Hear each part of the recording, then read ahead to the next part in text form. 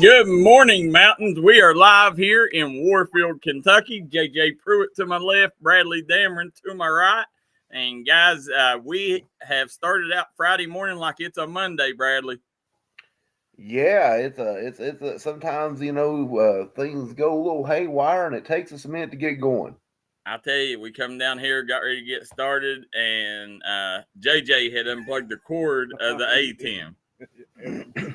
So I was like, "How in the world that cord get unplugged?" And JJ's like, "Oh, I didn't think that went to anything." So we'll blame this on JJ for forever throwing me under the bus. As we're getting started here, this first segment brought to you by our friends at Punk's Tires. For all your tire care needs, go see our friends Jeremy, Chasta, and the crew in Burgee, Kentucky. Them guys know tires. The best tire man in the business, hands down. Not even close. And you talking about whether it's pricing, service, it doesn't matter. And the best part is if you go between 8 and 10 a.m., you can now watch the Startup Morning Show while you're waiting to get your tire cares needs. Perfect content to watch for sure. Yeah, absolutely. So as we're getting started today, JJ, today is August the 16th. What you got for us? So the year was 1780, and in 1780, an American force was beaten by the British troops under Charles Cornwall, 1st Marquis and 2nd Earl Cornwallis in the Battle of Camden during the American Revolution. Oh, wow. Yeah, which was a significant part in history. And then we got in 1996, Leonel Fernandez was inaugurated as president of the Dominican Republic. And he was the youngest person to ever be elected president, and he was sworn on this day in 1996. All right. And JJ, speaking to the mic a little bit there. And lastly, normally we don't do tragic events, but in 1977, on this day in history, the great one, Elvis Presley, passed away. Honka burning love there, Bradley. One of the greatest entertainers ever. My dad's favorite. I think my dad, he obviously didn't have every Elvis album because there's been like 4,000 of them, it seems like, but I'm pretty sure he saw every Elvis movie as well, though.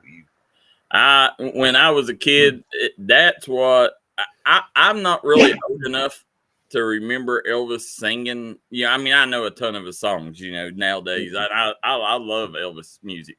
But, I mean, I'm talking about, like, as far as during the time, I couldn't remember.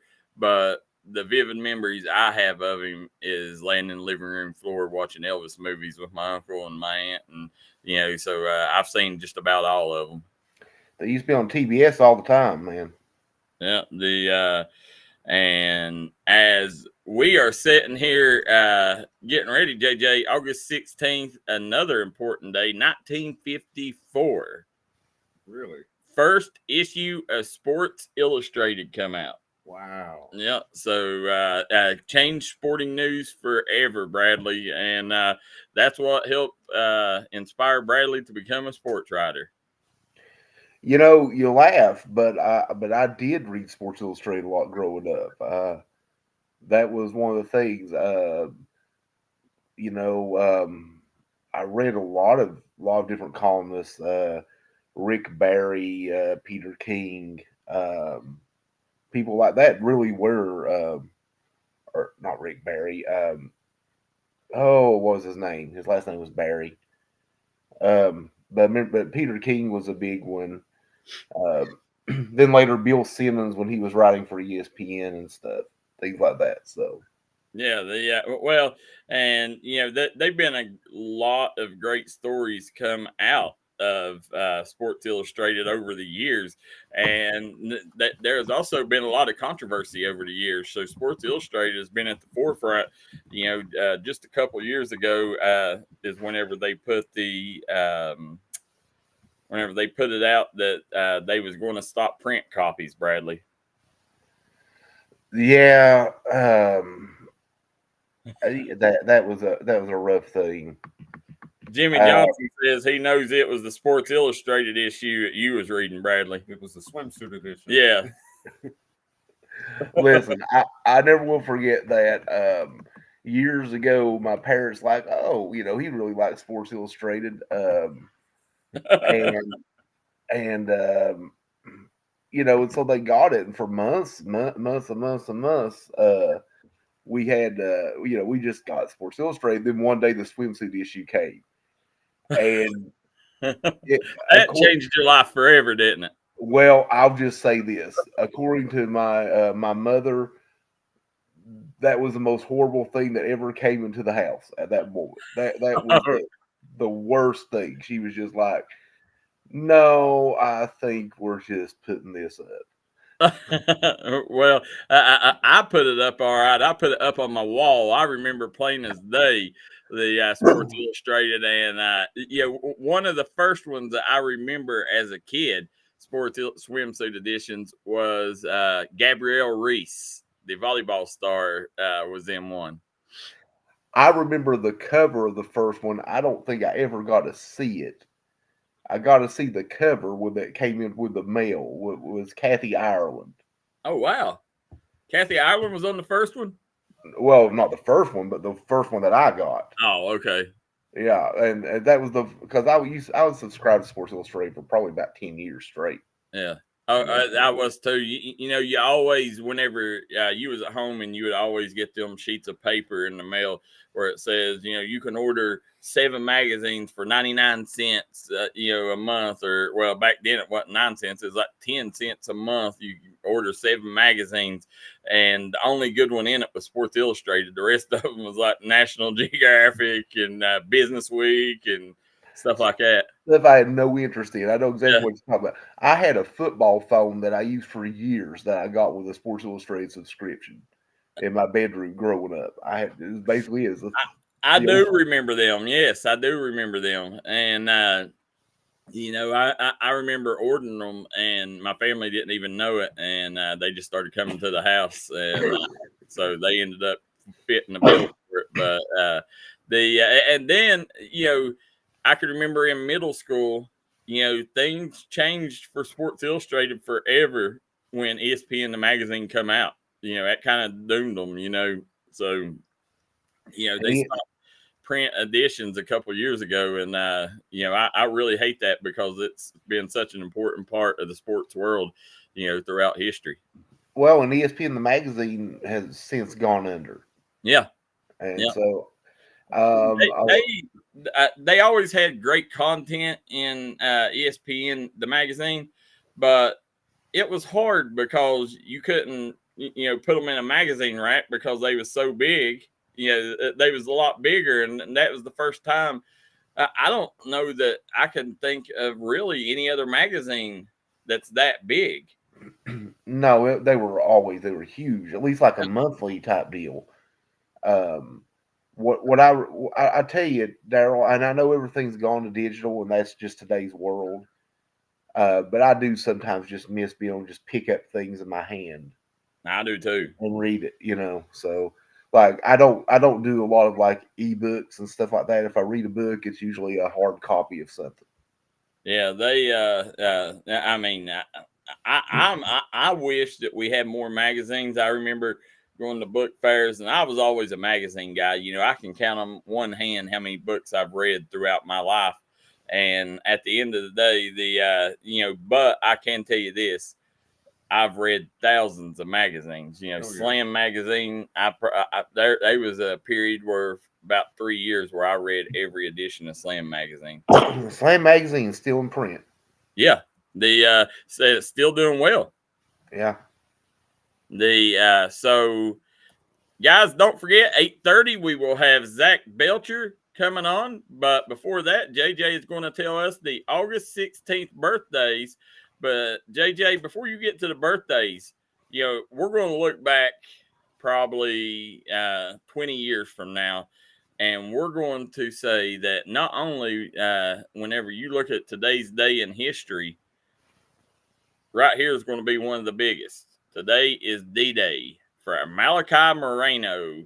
He will be the 4-star, 6'11" monster from Great Crossing. We'll be choosing between Arkansas, Indiana, Iowa State, Kentucky, Louisville, North Carolina, Notre Dame, and Ohio State. at 11:30 a.m. So we won't get to know it until after the show goes off. But I will be tuned in live. You can go to Great Crossing Basketball, and they have a live feed for anybody wanting to watch. But if Kentucky can land this one, this will be a big notch in Mark Pope's belt. So has he mentioned where he may possibly want to go? I mean, like Kentucky's the favorite. Kentucky's the favorite. Yeah, his brother was the all-time. His brother Michael Moreno was the all-time shot block leader for about maybe a month, I think it was, and then Trey James broke the all-time shot block.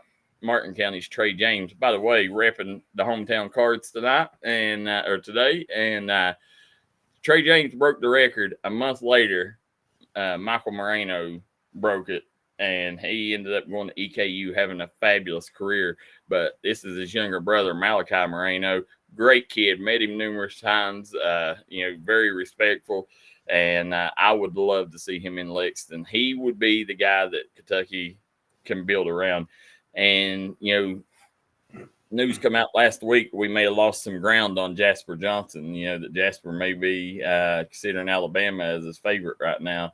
And if you get Malachi, that might help pull Jasper in there. But, one thing with Jasper, they're saying Alabama's throwing so much NIL at him that, it's tough for UK to match at. So, but at the end of the day, what I want to tell people is we're UK.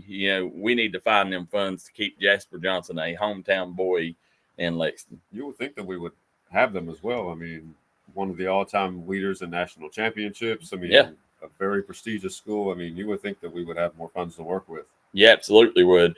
But JJ, as real quick, give us your birthdays, and then we got to bring Coach Belcher on because I'm excited to talk to Coach. But tell us today's birthdays. So we have 4 birthdays. The first one's going to be Steve Carell. Yeah. I think that he's well known for the TV show Office. Yeah. And the film The 40-Year-Old Virgin. We've got Young Thug. Yeah. For anybody that's a rap fan. We've got Robert Downey Jr. Oh, wow. Okay. Yeah. There's one. And last but not least, Madonna. Oh, Madonna. Material Girl's birthday. Today is Madonna's birthday. Yeah, happy birthday to every one of them. And then on my Facebook birthdays, we got Eastridge, Stargard, Carter, Dameron. Also, as we move down, we got Chapmanville Tiger, Colton Craddock. Happy birthday, Colton. Jeremiah Anderson from Pikeville. Happy birthday, Jeremiah. And then Roger Davis from Lenore. And then last but not least, want to give a big shout out to Gary Rash. Happy birthday, Gary Rash. We're going to take a quick commercial break. Be right back. Zach Belcher coming in at the other end of the break. We'll be right back here on the Startup Morning Show. Award-winning tire shop that focuses on customer service that's family-owned and family-operated. Stop by and see our friends Jeremy and Chasta at Punk's Tires. If you have a hectic work schedule and you're looking for a non-stressful, convenient way to buy tires, take advantage of Punk's Tires Appointment Saturdays. If they don't have the tire you're looking for, they guarantee it to have it the next day. Punk's Tires can take care of all your needs in tires, wheels, wheel alignments, brakes, rotors, minor mechanic work, and more. They'll treat you like family from the second you walk through the door. Come see us in Virgie, Kentucky, or give us a call at 606-639-TIRE. That's 606-639-TIRE. Pass, bring them to Hall and Jones Funeral Home in Virgie, Kentucky. We let you grieve in peace instead of worrying about a heavy financial burden of burying a loved one. Here at Hall and Jones, we have multiple chapels that can accommodate any size family. We look forward to helping you and your family here at Hall and Jones.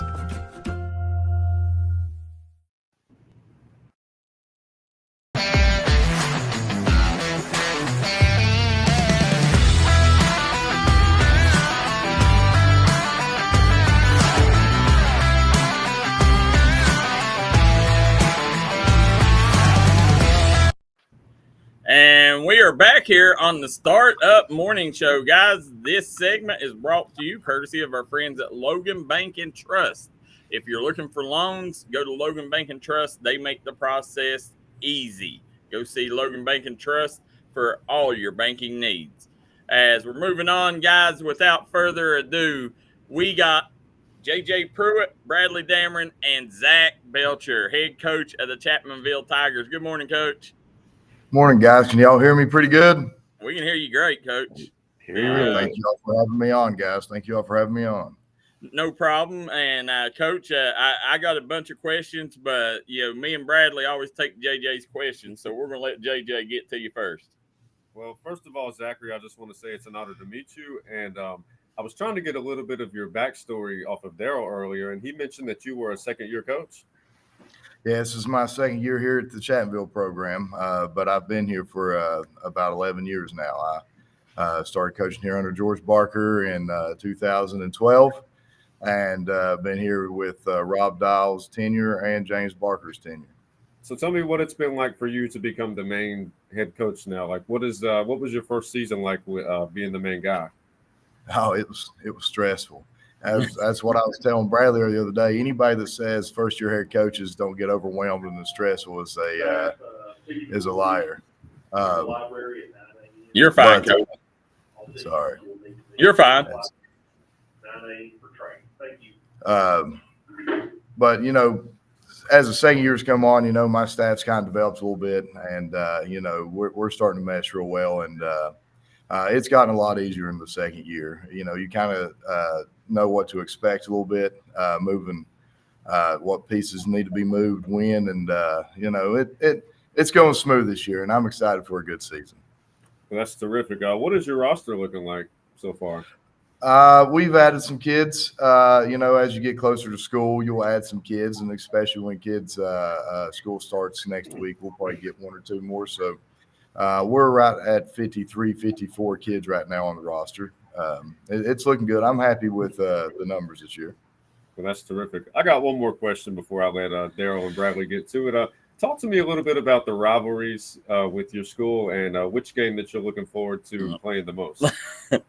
JJ's new to the landscape, Coach. That's fine. Us and Scott, we've played for since we both had a football program. I'm wanting to say this is like the 73rd meeting between us, 74th meeting between us we've played, and this year. And then, of course, got to county rivalries with Logan and Man. And, we used to play a lot of Mingo County schools, but ever since they've combined, we've had Mingo Central on our schedule. So, those are some good rivalry games I look forward to. And we've played Sissonville. We've opened up with Sissonville since 2006, whenever we got in the Cardinal Conference, which we're out of now. But since 2006, we've opened up with Sissonville, and we've kept them on the schedule, same spot. But we've got some good games. I think our strength of schedule is tough yet again. We've got Winfield, Nitro on our schedule, Herbert Hoover, Wayne. We've got some pretty tough opponents on there, but I think our boys are up for a challenge this year. Yeah, and JJ, I guess Bradley didn't learn anything from our conversation yesterday. He called Coach Belcher by his first name. We was trying to teach JJ, put a little respect. When a coach is in your presence, it's always Coach. Yeah. Yeah. So, Coach, as you're gearing up, you got South Charleston coming in tonight. It's got to be a busy week.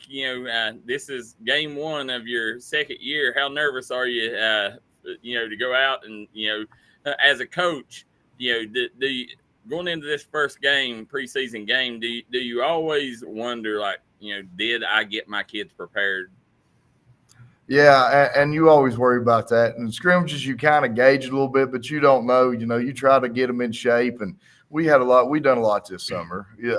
We went to about 7-on-7s, big man challenges. We practiced. We used every flex day we could. So I think they're in good shape going in from the summer into football. But you really don't know. You can't gauge your team until after that first game. Against Sissonville this year, but we play tonight against South Charleston. We're going to play as many guys as we can because this is more of a practice. Yeah. I got 15, 16 guys on my board that I know that can play on Friday nights. I know, Eli Pridemore, Robert Cook, Preston Kovac. I know those guys who play on Friday night, but I need to see if I can get my next 25 guys able to play. Where do they fit in? Those are the guys I'm looking at tonight. So I'm nervous for them, but I'm excited to really start hammering out the depth chart and really seeing what those boys has moving forward. Well, in South Charleston, a lot of people, last year they had a tough season, but still take nothing from it. They're a 4A program coming in here, and it's going to be a tough test for your boys. And leading, y'all ended up having a great career or a great season last season. Then this season, I think that y'all are going to become a lot more efficient because adding James Barker to that staff, I think, is a big leg up for you guys because, when it comes to offenses, there ain't many coaches out there understand it like Coach Barker does. How big of a help has he been coming on? I tell people all the time, and James coached me, and me and him coached together with George, and me and him coached together under Rob. And, and I stayed with him to be his defense coordinator when he was head coach. There isn't a better offensive coordinator in Southern West Virginia, and I've told him that, and I've told multiple people that. James Barker studies the game. He's a smart guy, and he puts the guys where they need to be on offense. And if there's a way he can find a weakness on the defense, he'll find it. But I'm excited to have James back, not only in the aspect of his coaching, but me and him, we've been good friends ever since we was young. So I get my buddy back. Yeah, you owe me dinner because you took him out of the broadcast booth for me, Coach. I'm sure he'd love to do some more in the basketball. I guarantee that. Oh yeah, he'll be there. But just talking about getting ready for tonight. You mentioned Robert Cook, Eli, Pridemore. Talk about in the trenches. Who are some of the guys that we need to keep an eye on both sides of the line? Well, we got 6'5" Benji Atkins. You know him from the basketball program. He's our tight end. He's our defensive end. He's a little bit of our do-it-all, and he's honestly one of the better blockers that you'll see in football, probably throughout the state. He's got that long frame. He can reach. Then you got our senior Caleb Robinette. He's going to be, we're looking at him at right tackle. He started 3 years at nose guard for us. He's a big, strong kid. And Josh Porter, he's a big, strong kid. He's a 2-year starter for us. We got a couple freshmen, David Browning. He's going to be pretty good. I think so. He's one of those guys, he's a freshman, but he's a 6'4" freshman. He's kind of got to get a taste of the high school level today. And I think we'll see that, and Jackson Topping coming back. He's I think he started 3 games last year. We're going to be young up front, and I think everybody knows that. We lost R.J. Jones and Daniel Atwood and Cade Robinson. We lost, and we went through about 4 or 5 right tackles last year, and we're finding the right fit up front right now. But I think I've got a couple guys that can come in and help. Jackson Topping and Braden Adams. Those guys are going to be really good in the trenches. I think Jackson he'll end up being our center, but I think he's just as good as anybody around. And I think we've got about 7, 8, 9 guys up front that can really help us on Friday nights. And a kid that I was a big fan of in middle school, and I don't know how he's doing or if he's in rotation or what's going on. I've not talked to him all summer, but what about was it Tony Atkins? Yeah, Tony is he's around right now. He's going to be I think he's going to end up being a good player for us.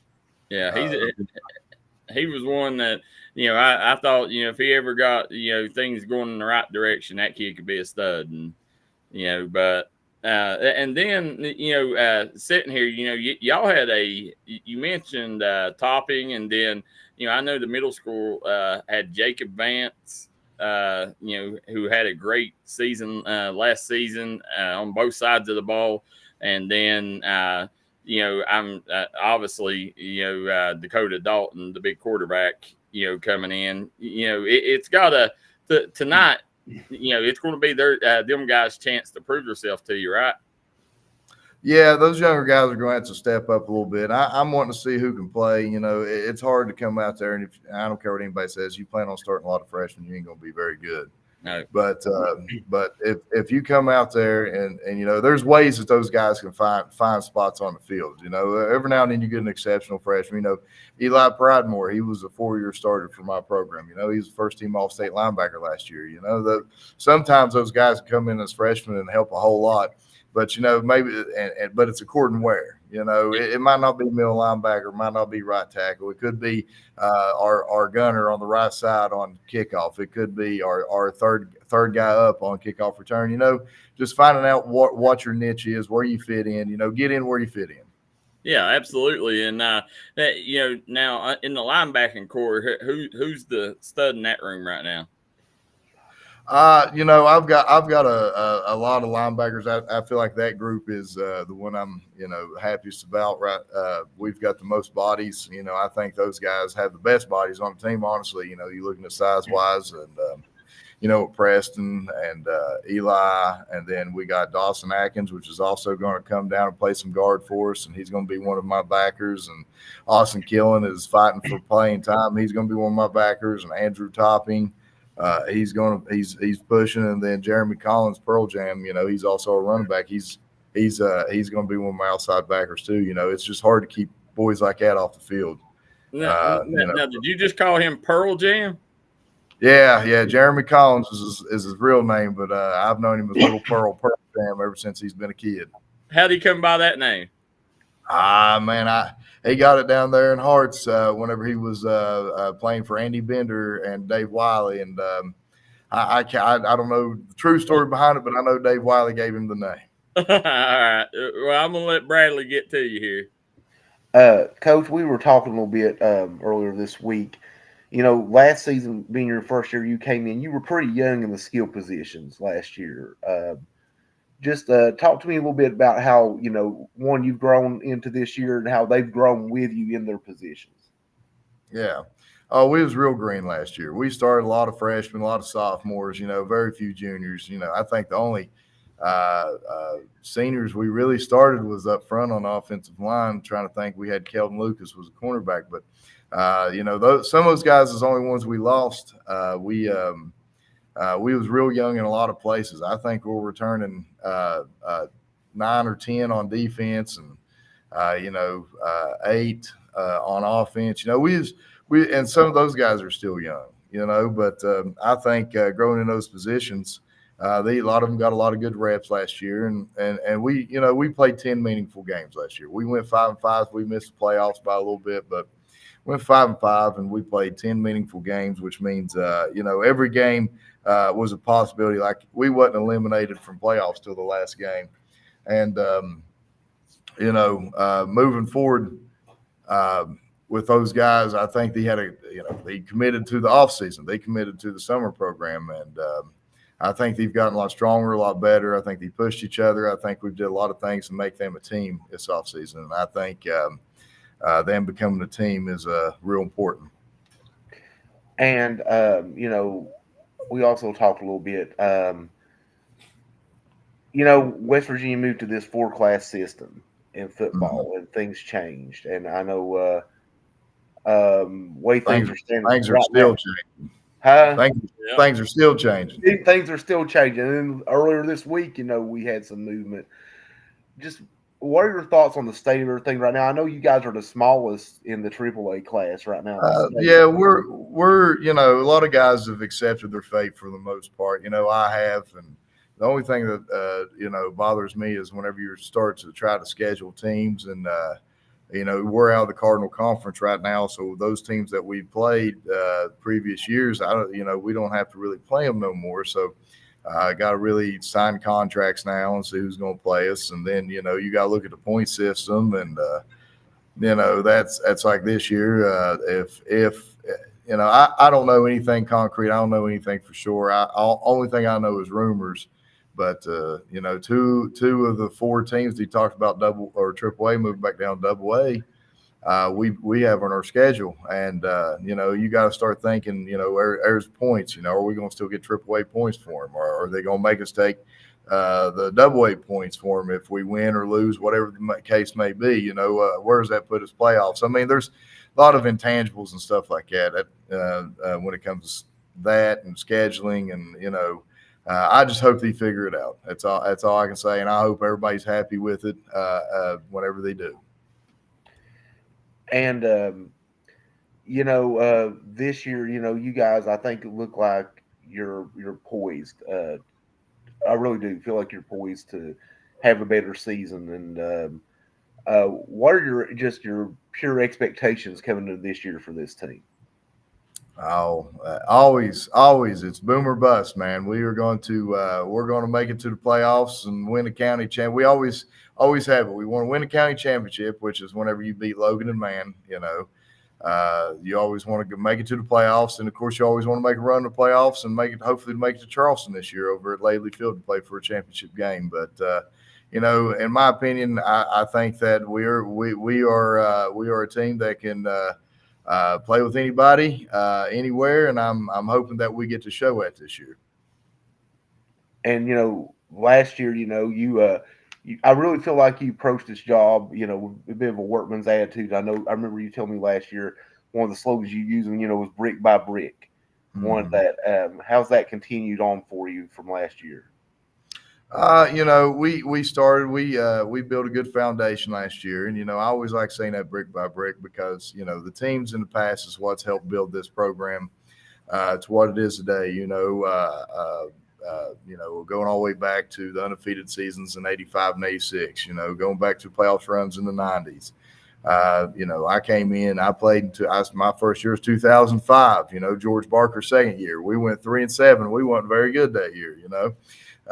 We were still playing teams like Yeager and Gilbert, and those schools were still around. And then, the next year, we built off that and we went 6-4. And then, next year after that, we went 7-3, and we ended up playing Kaiser in the playoffs. We ended up getting my junior year, we beat the Kaiser. And it was Chattanooga's first ever playoff game win. My junior year in 2007. Then it's just snowballed after that. It's turned into a really great program. And has continued to grow ever since. And I think that we have a great community that cares. Both communities, Harts and Chattanooga, come together on Friday nights, and I think that we all do a great job. Supporting the Tigers on Friday nights. And you were talking a little bit about just this kind of came to my mind when you were talking about some of the schools you all used to play. A lot of those schools are no longer around. They're gone. They've been consolidated. I think Southern West Virginia consolidation has really hit the area pretty hard overall. Like when you think about Mingo, Wyoming counties, even Wayne a little bit because Spring Valley was a consolidated school as well. Just kind of talk about how that landscape has changed over the years because you've been around and coaching for a while and you've kind of seen it. Yeah, I remember going down to the Harts' last basketball game ever down there, and I remember going and watching them play Guyan Valley, and now Guyan Valley and those high schools don't even exist. And I remember playing Gilbert. My wife's from Justice. I know a lot of Gilbert people down there. They still talk about the lines down there. They still have a lot of line pride. And I played in the Hatfield McCoy Bowl with Joey Fields and them. I remember playing down there at Mate One, with Josh Salmons and them. They have a lot of pride in their communities and stuff. And Harts ended up consolidating with us down here at Chattanooga, and then Lincoln and Gilbert and Mate One and Birch and all them schools consolidated, turned into Mingo Central. And I don't know how those people, feel about that. But I know that in 2006, when Hearts come down here, I was a sophomore. I know that when that community joined with our community down here in Chapmanville, that we got really good. That those kids were our missing pieces, and these still are today. You know what I mean? We have a great feeder program at Chapmanville Middle School, and we have a great feeder program at Harts Middle School, and I'm blessed to have both those feeder programs in our program. And what one don't have, the other has, and when they come to me, and I think they do a great job. Both those programs are getting those guys ready coming up to us. And it is very valuable. I've noticed schools that have more than one feeder school tend to be very blessed in the long run, because that's more reps for more kids and stuff too at the middle school level. Oh yeah, I think a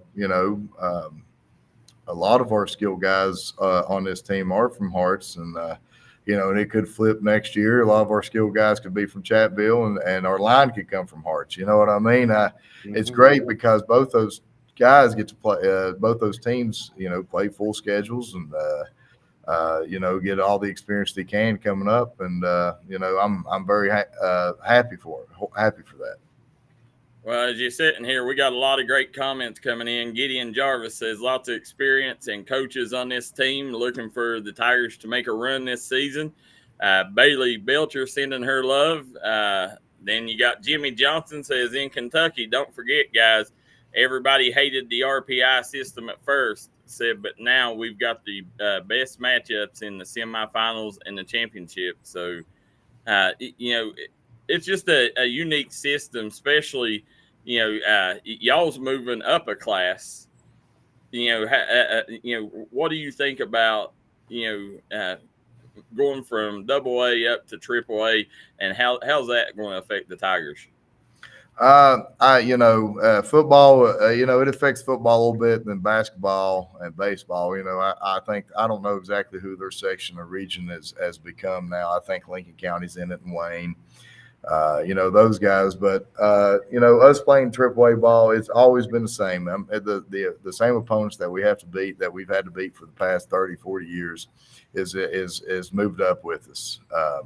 So it's not much difference in it. I like playing the higher competition. I like playing the tougher teams, tougher schedules. I think that makes your team, and especially whenever you get, if we with the schedule we have and we end up making to the playoffs, I think that we'll be battle tested and ready. But like I tell them boys all the time, it's not usually the best team that goes to the playoffs. It's always the healthiest team.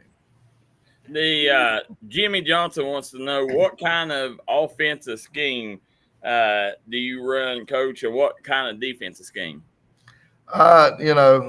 Jimmy, that's we do a little bit of mixture of both.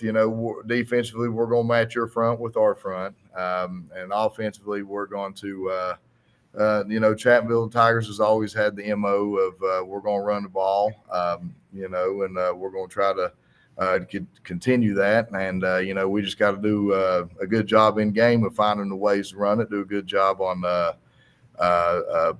game planning throughout the week to find what formations give you trouble. And I think whenever you talk about offensive and defensive schemes, I think you could call us multiple. We're multiple schemes. We can do a little bit of everything. I truly believe that. Yeah, and one thing that I did want to talk about, y'all got obviously with I take it Robert Cook's he's QB1 in the lineup. Those guys, those two guys has done a good job this summer. This is what I like seeing. I like, it's a good, competition between them, but they're good friends. And I think those two, because I know you're talking about Dakota too, but those two are, they're helping each other. They're cheering each other on. They want to see each other succeed, and that's what's most important. You know what I mean? They're not mad at each other. There's no animosity amongst each other. Those two guys, are looking great this summer, this preseason, and I can't wait because both those guys are going to be getting reps, and when Dakota comes on the field, Robbie won't be coming off the field. He'll be moving somewhere else on offense, and it's a blessing for us to be able to do that stuff and mix the stuff up like that. That's what I was going to ask you. When you got a quarterback like Dakota, one of the top ranked quarterbacks, in the area, in his class, how important is it to you to get it right and to bring him along, at the pace that you want him to, and make sure you're not throwing too much on him, or, you're not, throwing too less on him? How important is it to you for you to get this situation, knowing that, he could be the, quote say franchise quarterback for next 3 years after this? Yeah. Robert and Dakota, they do a fantastic job at getting each other ready for Friday nights, and Dakota is impressive, and I think Robert is helping him come along, because Robert is a 3-year guy that's played the quarterback position. He was behind Brody Dalton, and Brody Dalton was a really good quarterback that showed Robert how to really lead it forward, and then it's just the rite of passage with the older quarterbacks, because that's what my buddy James Barker's for. I think he does a great job with the quarterbacks. I think he does a great job with rotations. I think he does a great job with packages. That's why it's such a blessing to have him back, because he's going to do what's right with those guys and get the best 11 on the field at the moment that they need to be. And they're two different QBs too, right? One's a runner, one's a passer. Oh yeah. Both of them do separate things very well, I believe. Yeah. Well, the coach, I have no doubt. You said if you make the playoffs, you're going to make the playoffs. I know that you're going to have this team where it needs to be. Right now, going into this first preseason game, from what you've seen in practice so far, and 7-on-7s, and leading up to this, what do y'all got to improve on to make sure that you secure that spot in the playoffs? I think all the intangibles are there. It's little things like, are we in good enough shape right now? Are we strong enough now? Have we done, are we a team yet? Do we like each other enough to stay together? Can we stay healthy throughout the season? Can the right guys stay healthy throughout the season? It's a lot of those questions have to be answered, but right now is where we are. I think we can make a run with in the playoffs if it's according where the dominoes fall whenever they come out, and I think that moving forward that our guys should be ready for the season body wise. I just hope that as a coach, I just hope that they're ready in shape, and both mentally and physically moving forward, and we'll find out more tonight. Last thing I want to ask you is, at Chapmanville, y'all got a really good wrestling program too.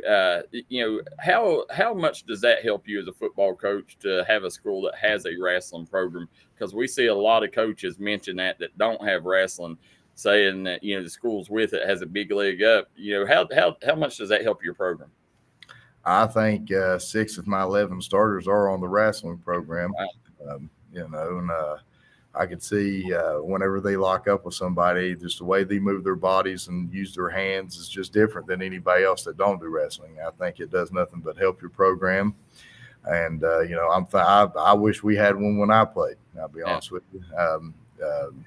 But, Nick and, Tim McCoy and all those guys has really brought it wrestling along in the county, and I hope it continues to grow, because it'll do nothing but help coaches like me. Well, Coach, I know you're getting ready to change classes, so we won't keep you much longer here. But, I just wanted to tell you, man, I love what you done your first year. I think that, you got the Tigers, headed in the right direction. And I definitely want to give you a shout out for how easy you've made us to cover your athletes, how accessible, you gave us to your program. And, them kids are lucky to have you as a coach, man. You keep doing what you're doing, because you're doing it right. And, I can't wait to get over there. If I don't change my mind, I'll be up there to check y'all out tonight against South Charleston. So hopefully I like what I see. Yes, sir, man. I appreciate you all having me on. If y'all need anything else, just let me know. Absolutely. Thanks, Coach Belcher. Thank you all. Did you hear it, JJ? Coach Belcher. Coach Belcher. Yeah, not Zachary. It's Coach Belcher. We'll make a mental note of that in the future. We'll take a quick break. We'll be right back here on the Startup Morning Show. Agents wear a lot of hats. They're coaches, volunteers, church members, neighbors, someone who's there when you need them, especially when you need them most. That may be a lot of hats, but they're all the perfect fit. Kentucky Farm Bureau, big on commitment. Central America, head to Sal's Steakhouse. Sizzle your senses with mouthwatering steaks, juicy burgers, savory chicken, and fall-off-the-bone ribs. Sal's Steakhouse, where your taste buds will thank you. Unleash the flavor at Sal's. Taste tradition, taste the difference.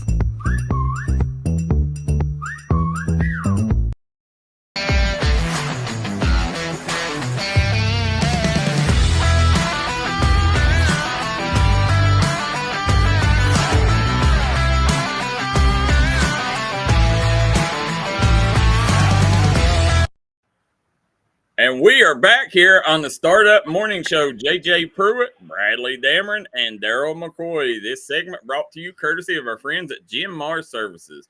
If you're looking for a job in the coal fields, call Jim Marr today.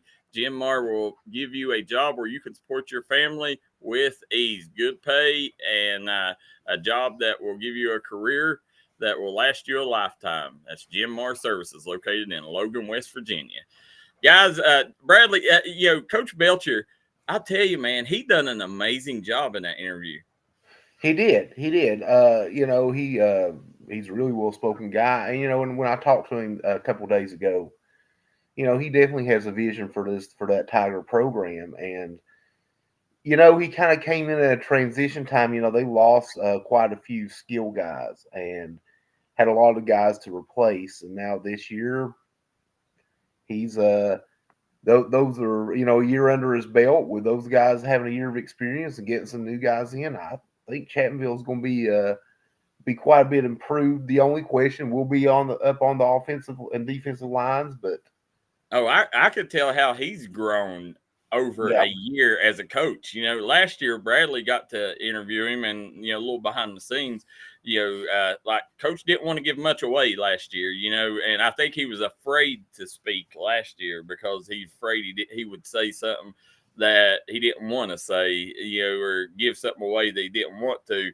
This year, I think he's got that, experience to where, you could tell the way that he answered that question from Jimmy, he wasn't going to give anything away, and, so I just love watching the growth in him as a coach too. I mean, from one year to the next, and I can't wait to see where he ends up in 5 years because, and I understand not wanting to give anything away because when we looked in the comment section, I seen 4 Scott Skyhawks tuning in. So they was definitely looking for some bulletin board material. And but it's Chapmanville, it's a great place to coach.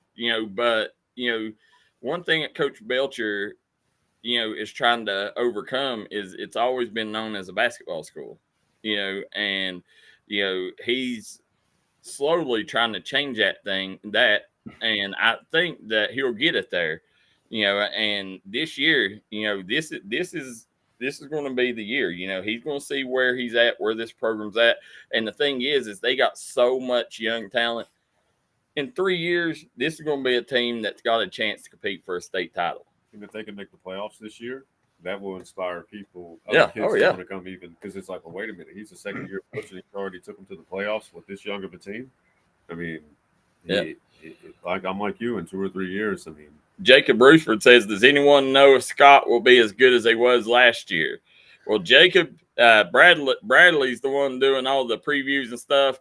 I tell you, it will be very hard to cap what they done last year, especially losing Matt Fry, who I think should have been Kennedy Award winner. And But, at the end of the day, I can tell you James Dolan's going to have them boys right where they need to be. Right, Bradley? Yeah, I mean, it'll be difficult, like you said. I mean, they still have some game changers on that team. Carson Brinegar is one of the fastest kids in the state, if not Yep. the fastest. I mean, so he's going to be back this year, but it'll be different. I'm sure Scott will have a completely new scheme or very different look, just because you don't normally have another quarterback waiting in the wings, ready to go like Matt Fry. But who knows, man? I mean, I have seen teams replace an all-state quarterback before and come back stronger. So, but it'll be very interesting to see how Scott does. But even though they lost some guys, the cupboard's not bare there. And the guy in the comment, he hit it on the head. They got one of Chapmanville's QBs to take over. So it's going to be interesting to see how things go there. Hunter White says a tough schedule with Winfield, Nitro, Scott, Hoover. Said that stretch will determine the season. I agree completely. There are some really tough teams there. I really do think, though, that this year is going to be a good year at Chapmanville. I think Coach Belcher has them pretty poised. But Whitey Little said, "You guys are right. Coach is very intelligent and knows his football." As we're moving on the landscape, tonight's Friday night. A lot of big football around the area, guys. Last night, Belfry played Perry Central. I've not got to talk to anybody who was there, but I think that Belfry fans, right now, I've talked to a couple of them, and they said they're a little bit nervous. So but they played at the old Perry Central Field last night. I've not seen the score. If anybody knows it, please let me know. I'd like to see that. I was wanting to go to the game, and I tell you a little tidbit. My son, he had a camp, and I canceled his camp because I needed him to, go work with me. And I said, let's go Friday night. We're going to go to Perry Central Belfry. Well, at 5:30 last night, I was packing up, and then all of a sudden I see Belfry post with, the game will be at the new field tonight. And the whole time I didn't know the game was on Thursday night instead of Friday. So did they reschedule it at the last minute? No, or was that a mistake? No, it was just I never knew it was on Thursday. Yeah, Thursday night games for high school. I mean, that doesn't seem very common. Well, it happens every now and then. We always start the season in West Virginia with a Thursday night game when it comes to Man and Logan. That's always on Thursday. That kind of kicks off the season in West Virginia, right, Bradley? Yeah, there's usually a few games on Thursday, and I'm actually looking. I think Mingo Central starts the season on a Thursday. That's what I was going to say. I'm pretty sure Domingo Central Tug game's on Thursday. Yep. Jacob Rutherford says what or when does the regular season starts in West Virginia? They got next week is a preseason, and then the following week is regular season, and then Kentucky starts regular season next week. So going to have a lot of football from here on out, and I am stoked, man. As tonight I'll be going up.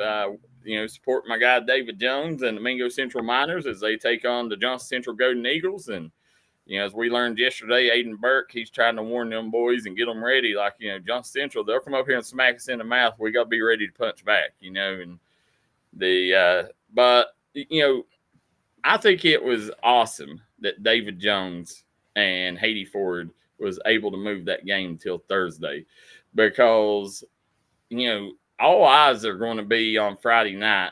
If I'm not mistaken, that's Pike County Bowl. And if that game was on Friday night, it would probably get hit a little bit behind the Pike County Bowl. Now, it's going to be one of the biggest games in the mountains, on Thursday night. So, that's just I thought, a very smart move by them two coaches. Well, and I mean, let's face it, it just separates it from everything else. That's the beginning of the season. Yeah, and Gideon Jarvis just says, gives the area 3 nights of football that weekend. And, yeah. And he's right. You can come out if you want to go out all 3 nights somewhere, you can and watch some great football. Oh, I will be. I'll be at Tug. I'll be at. I'll probably go. Well, I don't know. No, Friday. I never get to work the Pike County or go watch the Pike County Bowl anymore. Saturdays I do, but I never get to watch Belfry anymore because normally I'm somewhere doing a game on Friday night. So I really hate missing my beloved Pirates. Billy Mount says Tug and Scott scrimmage tonight. Also, where do they scrimmage at? I'd like to go see that as well. May stop by if Domingo Central, Johnson Central, see how that game goes, and then may come down and finish off with Tug and Scott if it's here at Naugatuck. But guys, as we move on, we got a lot of great stories that we got to get to. And did y'all know? I don't even know if I even knew this. I probably did, but I did not remember. Matthew Perry, star of the 90s sitcom Friends. Did y'all know he was dead? What? Yeah. Yeah, that's a big deal when it happened. Yeah, I did not know that, Bradley. Why didn't you tell me? I figured you watched the news or looked on Facebook or something, Darryl. Well, the 5 people are being charged with his death, and a very tough situation there. 5 people are being charged with Matthew Perry's death. The big guy in the midst of it is Dr. Salvador Placia, the actor's assistant, also, which is trying to make sure I get the name right. Kenneth Awanis. And then a woman named Jasmine Sanga. She is known as the Ketamine Queen in California. And these doctors basically are, and there's 5 people. There's his assistant, 2 doctors, and 2 drug dealers that are all getting arrested in cohorts over his overdose. They're saying that they knew that this guy had a problem, and they took advantage of it for money issues and kept selling Matthew Perry ketamine. And now they're getting charged with it. And, that's been a long debate. Should drug dealers get charged or doctors get charged, doctors and drug dealers whenever people overdose, and California is looking to hold the doctors accountable. Tough situation whenever you look at the what was going on. They found text messages between the 2 doctors that was writing him that said, I wonder how much this moron will pay, and said, let's find out. And, just tough situation. That's what I wanted to ask you guys. In situations like this, should the doctors and drug dealers get charged? That's a really good question. I mean, I've never really thought about it that way. I mean, growing up, I was always told, like, if the drug dealers sell that person a product, then that person overdoses, then you're held accountable for it. But I never really thought about that. I mean, it was always been embedded into my brain. Like, if somebody sells you something like that. But should they get charged is my question, in your opinion. Should they get charges if they sell somebody a drug and the person goes, I mean, it's a tough situation, because here's the thing, is a pawn shop going to get charged if somebody sells somebody a gun and they go kill somebody? I would say the difference between, selling a gun, versus selling. Or what if they shoot yourself? But usually the intent to sell a gun to somebody, a lot of times it can be for a positive, for protection, or for hunting or something like that. But when it comes to drugs, we know that there's nothing positive that can come from selling somebody that. And I think that the purpose for, okay, well, what about your, if, your local weed dealer selling it to, Miss Ida for her glaucoma? I would say that's not positive. I would say it depends on the drug. Some drugs can be used for pain, and some drugs just flat out, I guess a difference between a pain medication that could help alleviate your pain versus cocaine or something like that. I guess it would depend on the drug and the intent. And I guess the purpose for charging people like that is probably to try to prevent people from wanting to sell drugs, but it don't work at the end of the day.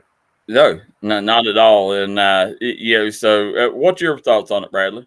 Well, first of all, if Aunt Ida or whoever is dying from weed from glaucoma, that weed is probably laced with something. So yeah, in that case, yeah. But in this case, yeah, Darryl. I mean, I think they should be charged. I think, look at all the doctors that took advantage of people in our area. You know as well as I do, there were people who were there and who use it to make money. They use people's addiction, and people have their demons, and I really want everyone to get help. But there are people who exploit that for their own financial gain. Yeah, and that's the thing that was being used here. What time you exploit someone else for their gain, if something bad happens, well, you get what you get, and that's how I feel about with like dealers like that. I mean, hopefully no one ever gets no one ever dies from that, but we know it does happen. I remember Dr. Reitman, Dr. Hoover, both of them went to jail for prescribing in this area, and tough, very tough situation. One thing I don't agree with though is these pharmacists getting popped for it, because at the end of the day, the pharmacists are only doing what the doctors say. Well, I know that, and I know a pharmacist who I don't think they ever actually got in real trouble, but they were investigated because of a doctor sending a prescription, and that pharmacist's defense was always like, what can I do? I can't just say no. Yeah, that's it. At the end of the day, and so I got a good friend that's a pharmacist, and he got he didn't get in jail or anything, but he got in trouble for it, and I'm like, at the end, and then you got people, pharmacists that do right, and they're like, well, these pharmacists are trying to act like a doctor, and so it's kind of a catch-22. But we're gonna take a quick commercial break. I got a surprise guest for you guys, Coach Tim Champlin from the East Carter Raiders. We'll be right back after a commercial break with Tim Champlin. Award-winning tire shop that focuses on customer service, that's family-owned and family-operated. Stop by and see our friends Jeremy and Chasta at Punk's Tires. If you have a hectic work schedule and you're looking for a non-stressful, convenient way to buy tires, take advantage of Punk's Tires Appointment Saturdays. If they don't have the tire you're looking for, they guarantee it to have it the next day. Punk's Tires can take care of all your needs in tires, wheels, wheel alignments, brakes, rotors, minor mechanic work, and more. They'll treat you like family from the second you walk through the door. Come see us in Virgie, Kentucky, or give us a call at 606-639-TIRE. That's 606-639-TIRE. Wear a lot of hats. There are coaches, volunteers, church members, neighbors, someone who's there when you need them, especially when you need them most. That may be a lot of hats, but they're all the perfect fit. Kentucky Farm Bureau, big on commitment. Central America, head to Sal's Steakhouse. Sizzle your senses with mouthwatering steaks, juicy burgers, savory chicken, and fall-off-the-bone ribs. Sal's Steakhouse, where your taste buds will thank you. Unleash the flavor at Sal's. Taste tradition, taste the difference. Pass, bring them to Hall & Jones Funeral Home in Virgie, Kentucky. We let you grieve in peace instead of worrying about a heavy financial burden of burying a loved one. Here at Hall & Jones, we have multiple chapels that can accommodate any size family. We look forward to helping you and your family here at Hall & Jones. High School, continue to follow D&D Sports, best coverage in the mountains.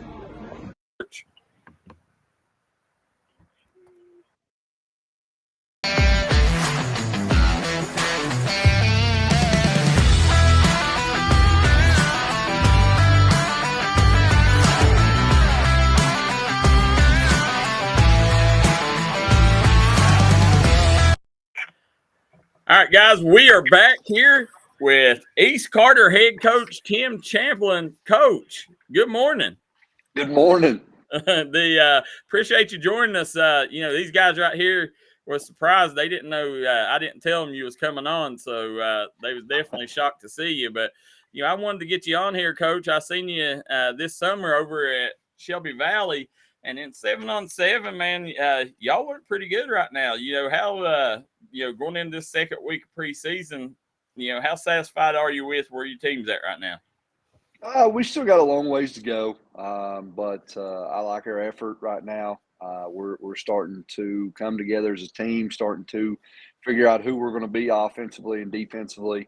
Had some 7-on-7s there, and one scrimmage, had a multi-team scrimmage up here. Had good teams with Johnson Central, Prestonsburg, and Powell County. Got about 2.5 hours of work in, and I got to see a lot of different schematics offensively and defensively, and give both our offense and our defense some tests and line up and play some football. So against somebody in a different colored jersey. I like 7-on-7s. I think they're fun. I think you can gain stuff out of it. You can definitely get better from it, but at the end of the day, I don't put a whole lot of stock in it. We've not won a game in 7-on-7, and then been pretty good in the regular season, and we've won a whole lot of 7-on-7s and not been real good in the regular season. So don't put a ton of stock in those. I enjoy doing them. I think it's good for your kids to go out and compete against somebody else. But once the shoulder pads go on and that kind of thing, it's a little different football, and we play a little different brand of football than 7-on-7. We're a downhill running football team, and a lot of our passing is going to come off of play action and things like that. So it's hard to play action when everybody knows you're going to throw it. But I agree 10% or 110% there. As I tell people all the time when we talk about it on the show, I think 7-on-7, it's great to, keep your guys in shape and, get them together a couple months earlier than, what they're allowed to put pads on. But, at the end of the day, it's hard to tell stuff about it because, every year we see these teams, go and destroy Belfry and Johnson Central in 7-on-7. And then you just sit back and laugh like, what would happen if they put the pads on, Yeah. When you get the linemen out there, it's a lot different. It is. And it's a lot different on your quarterbacks. When people start blitzing and you got people in your face, and so it's different, but it's fun. It's enjoyable, and I'm glad that we're able to do it. Yeah, I'm very excited for this season coming up. You guys, since you've took control there of the football program, it's every year you guys are right there, inside our top 10 year in, year out. This year here, I know you lost a few pieces to graduation. Just tell us a little bit about your team, on both sides of the trenches, what you're returning and, who we need to keep an eye on. Yeah, we, offensively start there. We lost our center and left guard, two big playmakers at receiver, and our tight end and a couple backs that we rotated. We return our quarterback and return Landon Yoke, the running back, who had a really, really nice year last year for us, played really big in some ball games and kind of had a come out year as a sophomore for him. He'll just be a junior. We return Alan Cooper on the offensive line. He's can't miss him. He's the 6'5", 6'6", right tackle, athletic, Monster. really, really good looking kid and good football player. Return our left tackle, Hunter Keys, big kid, and right guard Braden Flatt. Have pieced in some things there at receiver. Caleb Paul's really stepped up nice and made some plays for us. Chase McGuffin was a kid that was stepping up and doing some really good things for us. Unfortunately, he tore his ACL there in team camp during inter squad scrimmage. So we lost him for the year. But, we've had some guys really step up and make some plays on offense.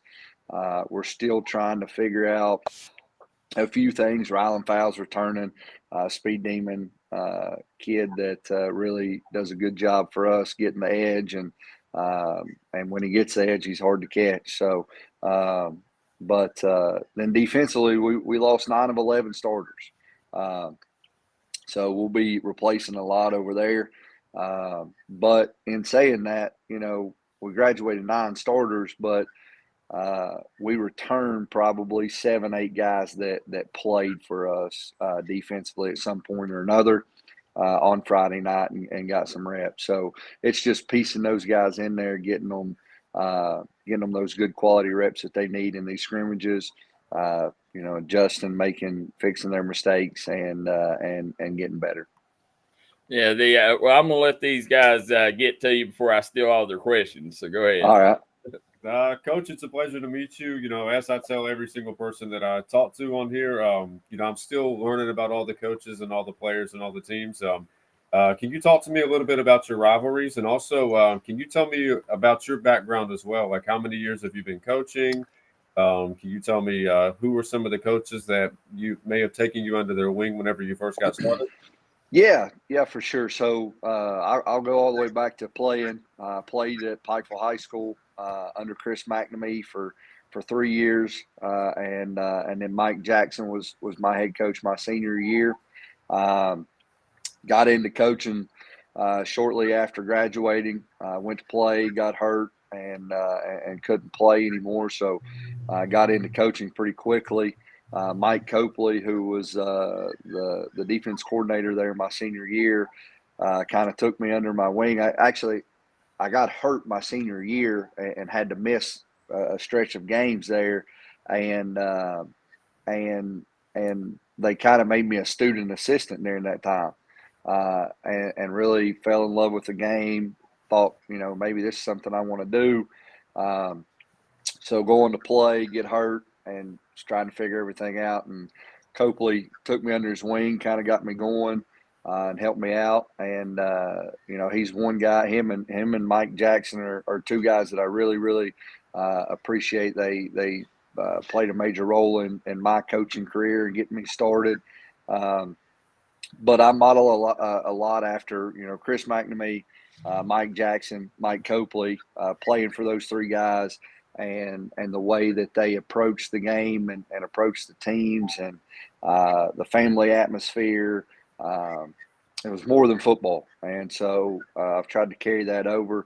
Got the opportunity to coach with Gary McPeak and Nate McPeak at Fairview. Really learned a lot from those guys about getting the most out of players and how to motivate, and how to get a community involved and all that kind of stuff. And then came over to East for a year as an assistant coach with Zach Moore, who had college experience and that kind of thing, and really learned the structural and organizational side from him. There's not really one guy that I took everything from. It's kind of been a hodgepodge of all of those guys and things that we've picked up at clinics. But I say all the time, God bless me, man. I had 2 great high school coaches and staffs, and I got to coach with some really, really top-notch high school football coaches, and got to pick their brains and learn a lot from them.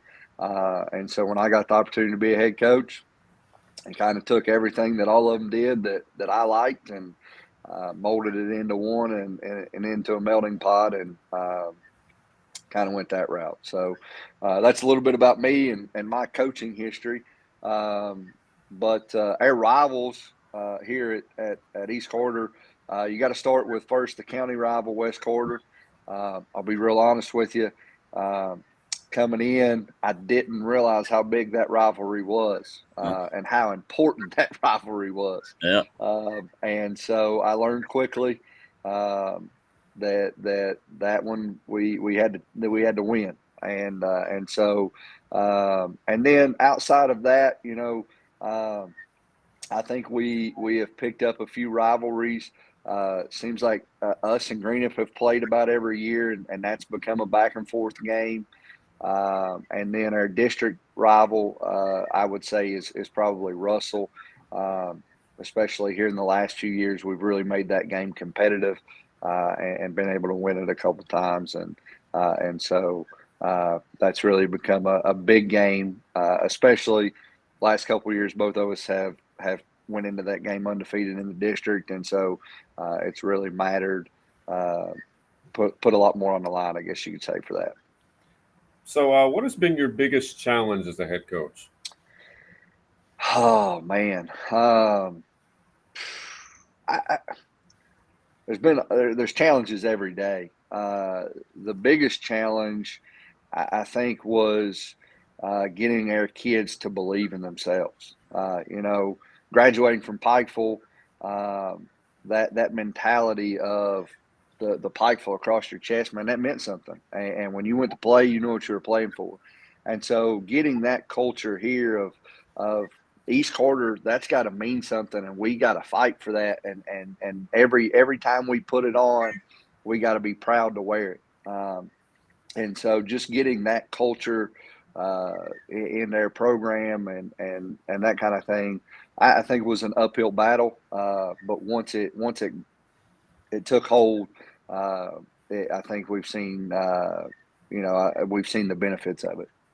So I did have another question, but somebody in the comments section actually wants to ask it as well, and it's Jimmy Johnson. He wants to know what is your offensive and defensive philosophy and some of your offensive and defensive schemes? We are offensively, we are a wing tee team. We are a gun tee. Realistically, we want to run the football, man. We want to get downhill. We want to run. We've been fortunate to have big offensive linemen and good running backs, and so we want to run behind those guys. But I believe in the wing tee philosophy. I tried every way in the world not to run it. But it was something that was already ingrained here. Gary McPeak was a coach here. Joey Cecil was a coach here. Donald Dammer, all wing tee guys. And so that ideology had been here before, and people believed in it. And, once I really dove into it and started looking at it, it's football. It's pulling guards and gap down backer and angle blocks and all that kind of stuff. So no matter if we don't have to have a certain style of kid to run it. It's a lot like the veer. You can run it with big kids. You can run it with small kids. And so we took hold of that and ran that. And then defensively, we want to be as simple as possible. We believe that the less your kids think, the faster they play. And so we want to play simplistic football. We want to try to we're going to try to play a cover 3 and a 4-4 defense. We'll move a little bit. We'll give a different front every now and again. But we really want to play simple football because we feel like when we play simple, our kids play fast and they're able to react and go be the athletes and the playmakers that we train to be. Well, Coach, coming in, you guys, we've kind of got to grow in your area, the 16th region teams there together, because you come in about the time we added the 16th region. So you've been there the whole time that we've covered the 16th region teams. And, the thing that stood out to me when you first was hired, everybody, treated it as, East Carter, like they're getting a coach that's going to, they're going to be competitive every year. Like there was no doubt that there wasn't going to be rebuilding years or anything like that.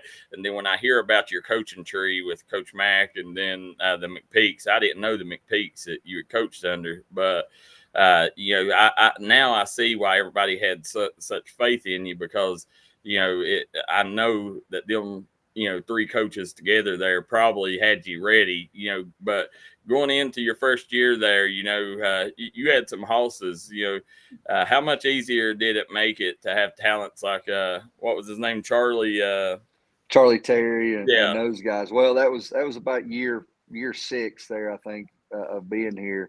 But man, getting those guys, you get a team with Charlie Terry and Skylar McCormick and Bryson Kaiser and golly, Canyon Cozy, Connor Goodman. Yeah. I mean, the list goes on and on.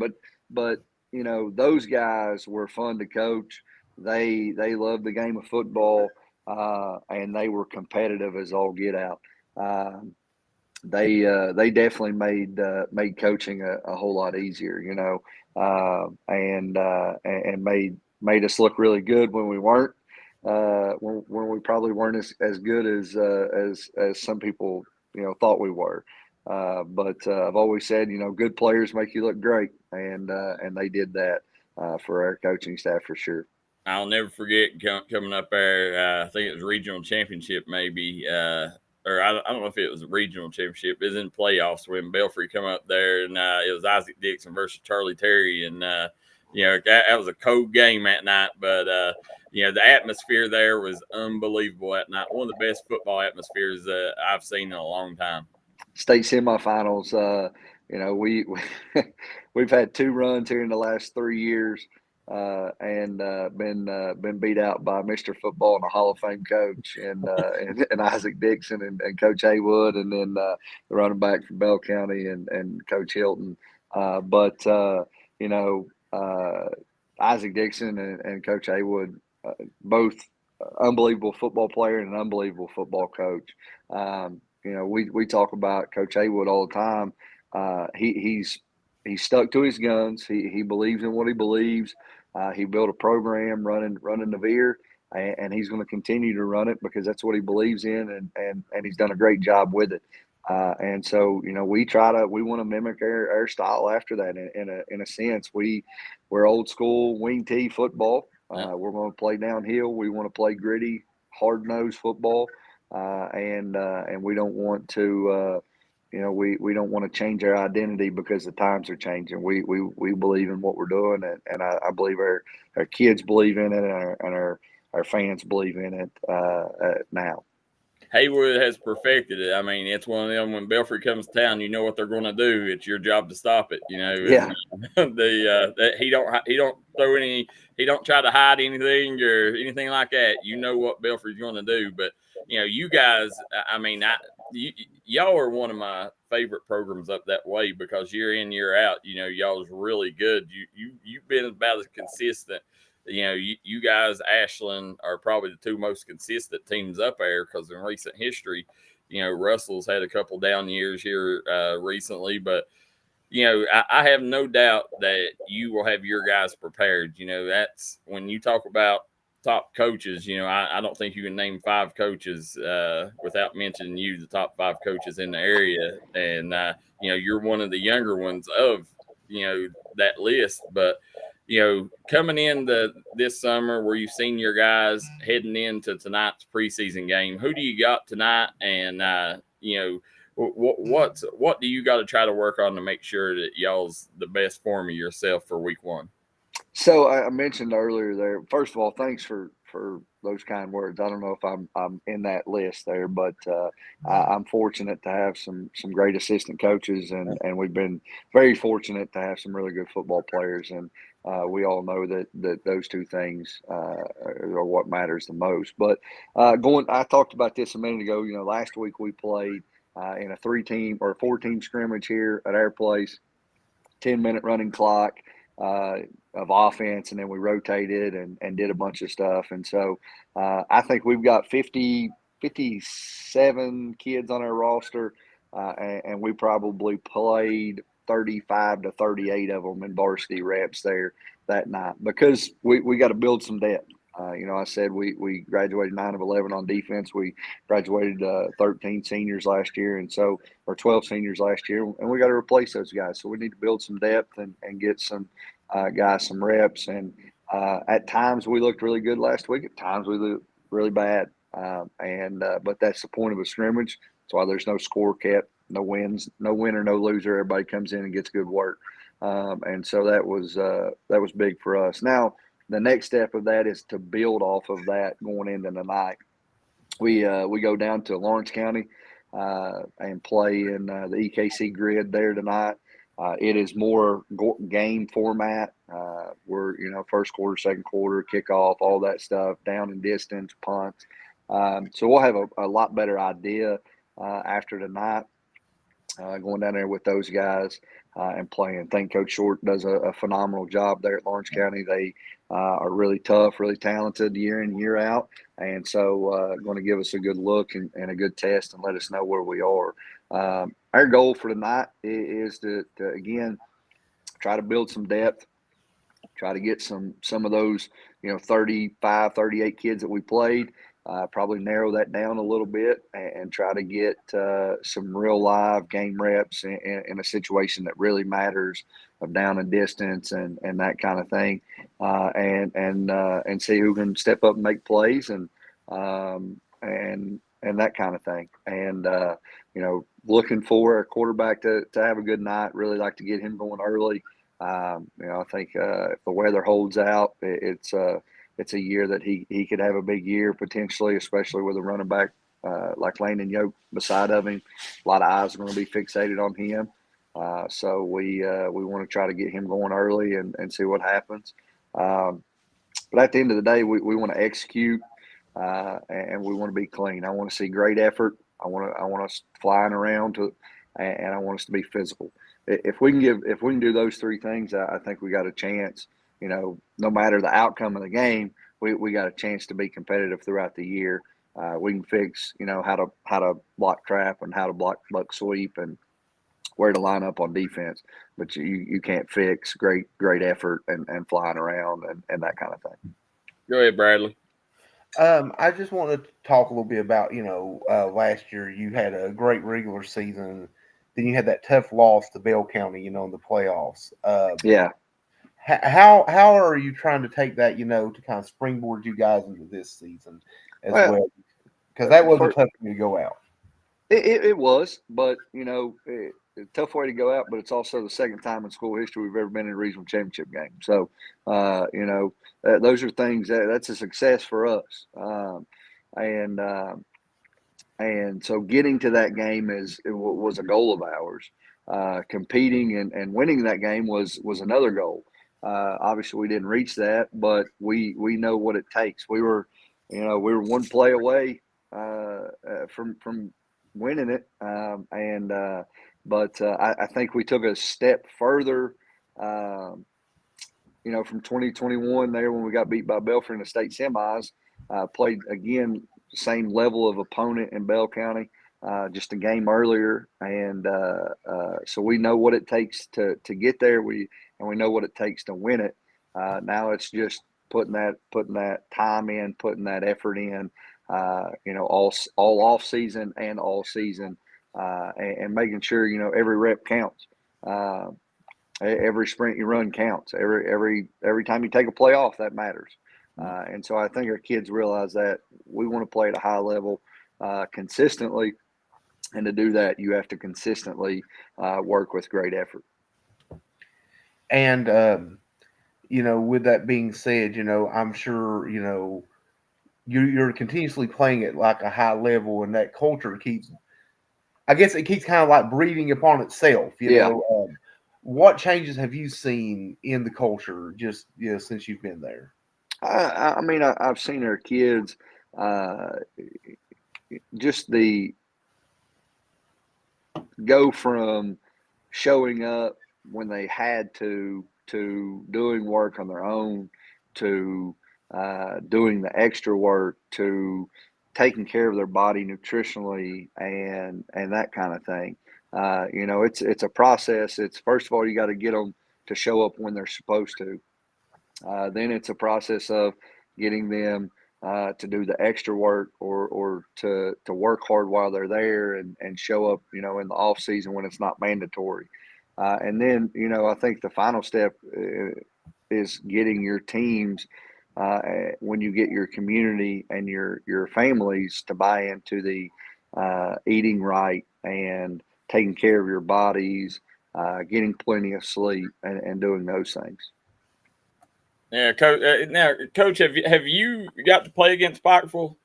I have not. We've not scheduled them since I've been here. When I was at Fairview, we played against them in the regional championship game at Pikeville when I was an assistant, and that's the only time I've coached against them, I guess you would say.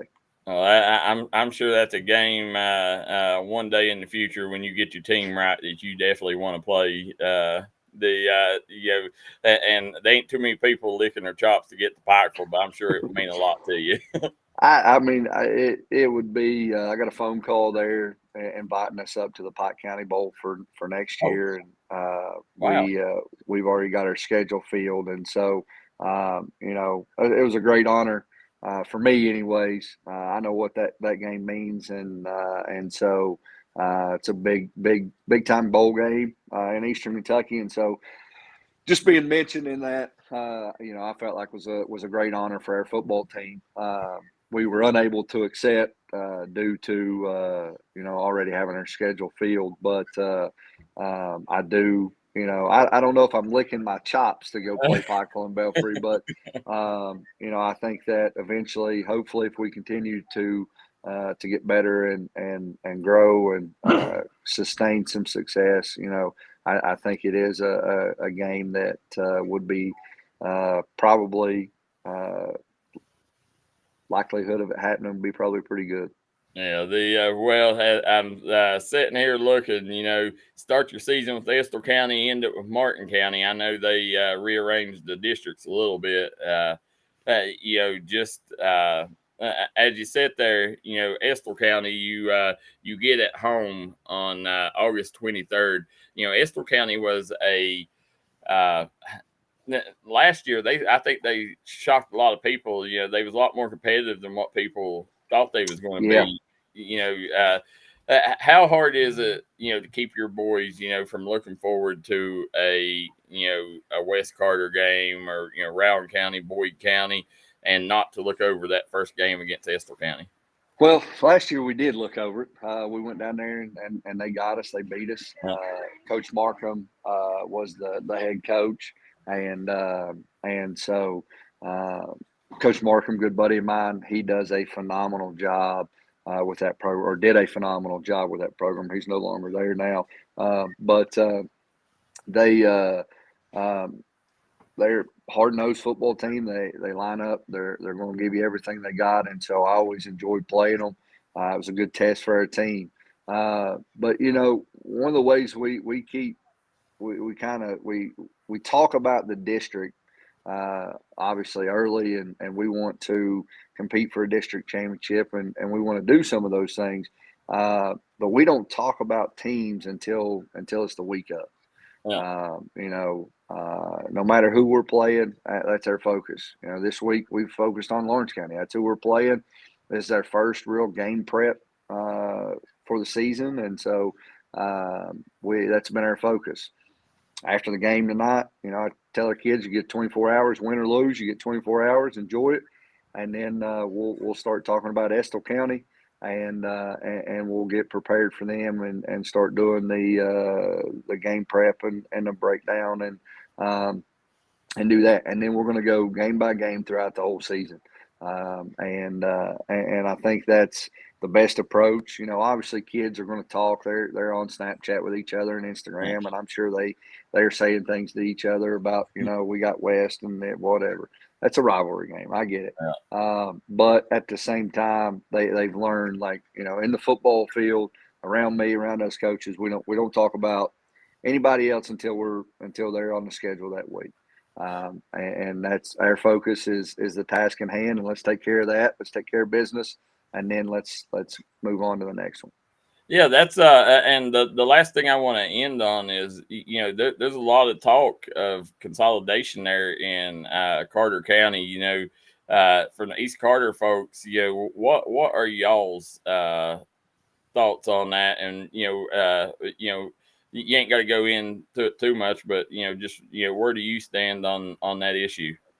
I've got kids, and I'm going to speak as a parent here, and I'm not going to speak for on behalf of East Carter, because I can't do that for everybody. But as a coach, or as a parent and as a teacher, I'm really excited about it. I think it's a great opportunity for our kids.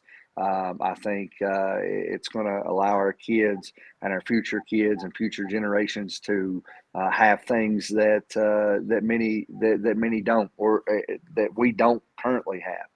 We're going to have nicer facilities. We're going to have better opportunities with classroom things and all of that kind of stuff. Well, go ahead. No, go ahead, Coach Fisher. As a head coach of a football program, that the county rival is also as successful, and their head coach is as successful and is from here, it makes you nervous. Yeah. It's not a promised job. I think Coach Barker does a phenomenal job at West Carter, and I think either one of us, I think you could make an argument for both of us to be the next head coach there. And so that's going to be hard, because we both want to be head coaches, or we wouldn't have got into it and do what we do. But I think whoever they choose, I think is going to do a great job. I think both of us have a good culture and will be successful with both of those schools coming together. Yeah, Coach, you're all right guy for an Old-Pikeville Panther there, I guess. Listen, East Carter is very lucky, and I promise you, if I was starting a program, there wouldn't be many guys that I would, go past to get to you. I mean, you've always been the right guy for the job. The way you handle your program on and off the field, I mean, you're first class, top notch, and I guarantee you that you're going to have a lot of people speaking up for you whenever it comes to that conversation. But, as you're sitting here, a lot of pressure when your coach is named Coach Champ. You got to win, right? Yeah. It's definitely a nickname that brings some pressure to it. So, a lot of people, God, that guy must be arrogant if he calls himself Coach Champ. And then everybody's like, well, his last name's Champlin. It's just kind of short. So, but yeah, it's a lot of people have a lot of fun with it. But definitely, you better be pretty good if you're going to carry that nickname, I guess.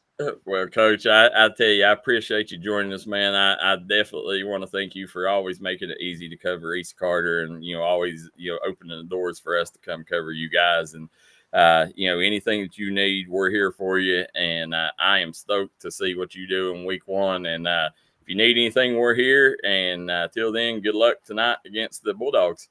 All right. I appreciate it, guys. Thanks for having us on. Thanks for covering us. Thanks for supporting student athletes from the 15th to the 16th and all around. We sure do appreciate that and your all's coverage. And as always, go Raiders. There you go. The Hell Pikeville. Guys, we're going to jump off here, and we'll be right back for our final segment. Be right back on the other end of the break. Made in America. What does that mean? It means jobs. It means craftsmanship. And when it comes to Vaughan Bassett furniture, it means value. And Kemper recognizes that. That's why they've dedicated an entire gallery to Vaughan Bassett. Made in America. See the quality. And now, see the price. Come see your favorite Kemper store in Hazard, London, or Somerset. Pizza and pasta around. Stop by Conley Brothers Giovanni's in Prestonsburg, Kentucky. Right now, Conley Brothers Giovanni's now has a new drive-thru for your convenience. Great deals, great service. Conley Brothers Giovanni's, proud supporter of all mountain athletes.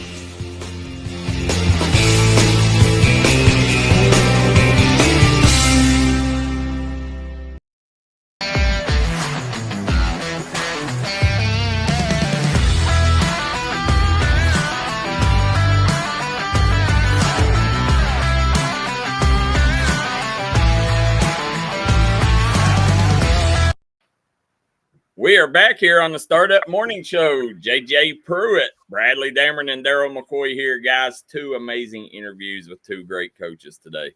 Absolutely. Both very knowledgeable and I think both the coaches are going to have really good seasons this year as well. Yeah, absolutely. Yeah, Coach Champ. I know a lot of people in the area don't know him, but he's a class act. One of my favorites that I deal with. I mean, he just he's a down to earth guy that really you can tell cares about his community. And I know Wes Carter has a great coach too, but at the end of the day, it would be hard to pass on Coach Champ whenever they do that consolidation, with the success he's had and really the consistency that he's had. And you talking about putting pressure on that rivalry game over these next couple of years here with Wes Carter, that's a lot of pressure. Yeah, that is that. Man, I think they'll both be coming into it guns blazing, don't you? I mean, that you got to. No, absolutely. You got to win that game, and I mean, they're literally, could be fighting for their job, and so a lot more weight goes on that game, and that's definitely. And if you haven't been a part of that rivalry game, you need to go up there. I think they call it like the Battle for the Barrel or something like that. I can't remember the name of the rivalry, but it's one of the best football rivalries in the mountains. Well, it's a good rivalry whenever they give it a nickname. Yeah. Now Jacob Rutherford says, I really like that head coach. Jacob, he is a great guy. You'd like him even better the more you get to know him. Carl Whitey Little says, one of the best interviews with a coach yet, D&D. So, Coach Champ makes it easy, Absolutely. So, guys, we still got a lot to talk about. You remember yesterday me telling you guys about the Chicago superintendent that got caught for stealing chicken wings?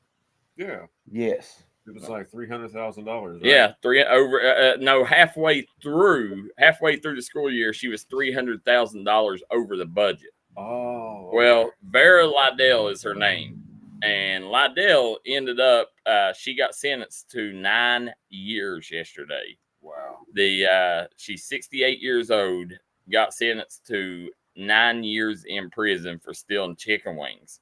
Now, it's awful funny. Yesterday, I think the Kansas City Chiefs may have been watching our show because Chris Jones heard about this story, and Kansas City Chiefs star Chris Jones has reached out and said that he will pay $1.5 million if they will let Vera Liddell out of jail. Said he will pay for the chicken wings. Wow, that is. And the story didn't go in to say, like, did he have any ties? Is he from Chicago or anything like that? So, I don't know anything about that because it didn't mention it in the story. But, it just showed that somebody had tweeted this story out about Miss Liddell stealing the chicken wings and her getting sentenced to 9 years yesterday. And then he retweeted and he said, I'll pay $1.5 million. He said, give them their money back if they'll let this woman out of jail. What's your thoughts? Should the courts take leniency on this woman, or she done the crime, she got to pay the time? What's your guys' thoughts? I mean, how much damage was done? Really? I mean, it's.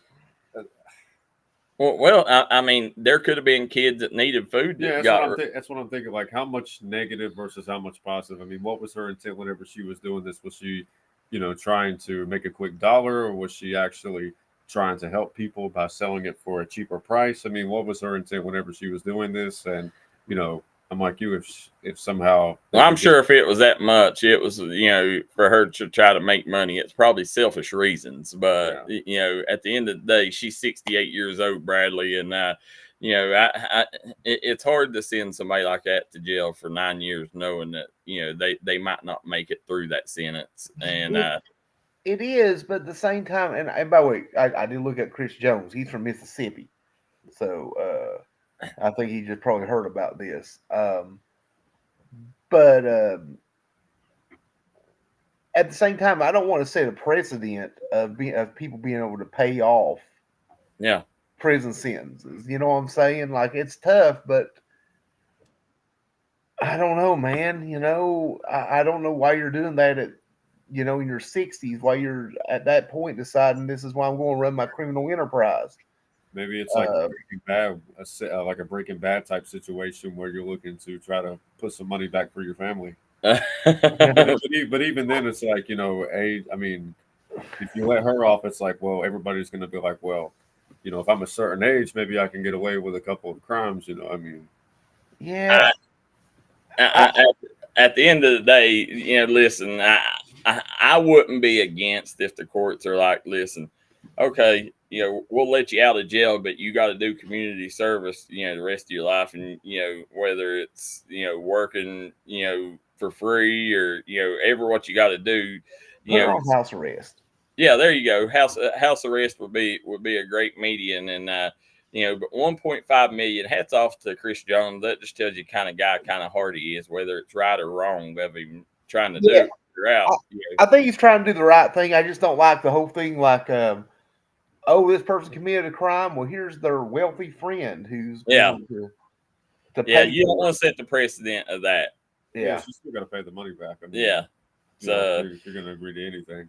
As you're sitting here, Jimmy Johnson says, "Come on, Darryl, you're making me hungry." He said, "I normally don't eat till 11 a.m." Said, "Got me thinking about some lovely chicken wings."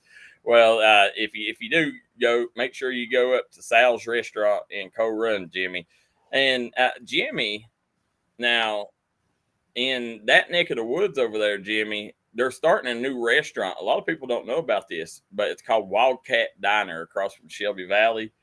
And this thing is massive that I've seen, and I know the owners quite well. I cannot wait till this Wildcat Diner opens up because it's going to give Shelby Valley fans a place to go after ball games, a place to go enjoy and talk to fellow Wildcat fans. I highly suggest everybody, whenever it opens, go support them because the guy that owns it really cares about that community. So make sure you go support Wildcat Diner.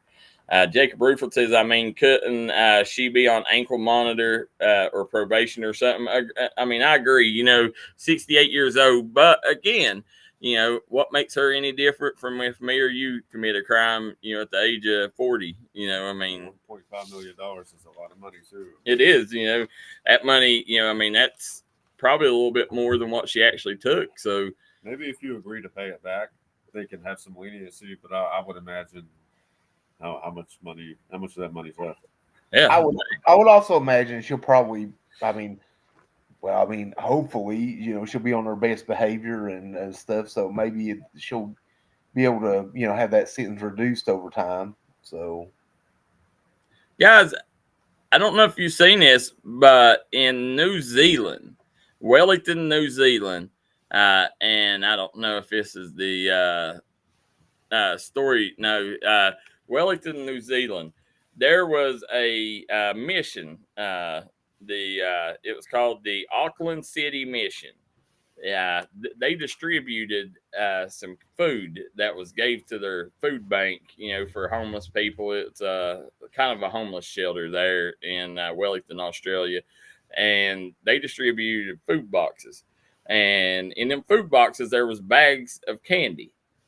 Now, this candy wasn't your average candy. It was meth wrapped up in candy wrappers. That was they done that to smuggle it into the country.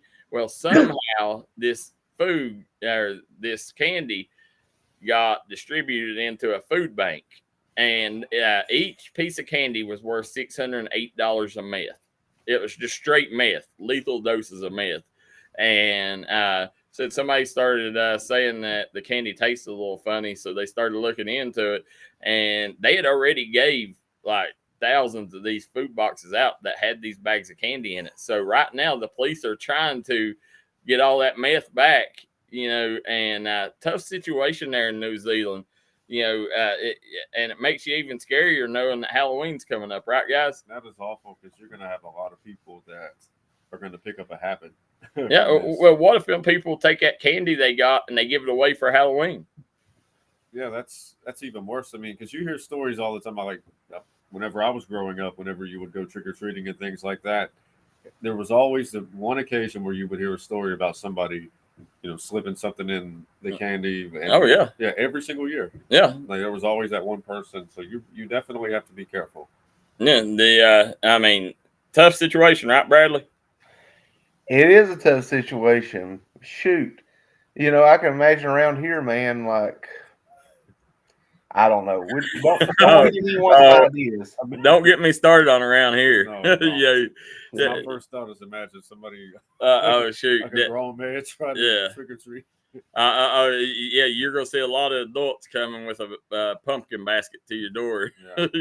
If that happened around here, but guys in France, a McDonald's, Stephen Curry forces McDonald's in France to ban their famous curry sauce after tormenting a Paris Olympic performance against France in the championship. That's when you know you're good, when you can shut down McDonald's, right, guys? Yeah, I mean, he dominated. I mean, those Well, last 2 or 3 games, especially that final game when he hit 5 3-pointers in a row. I mean, I think that's just France being petty.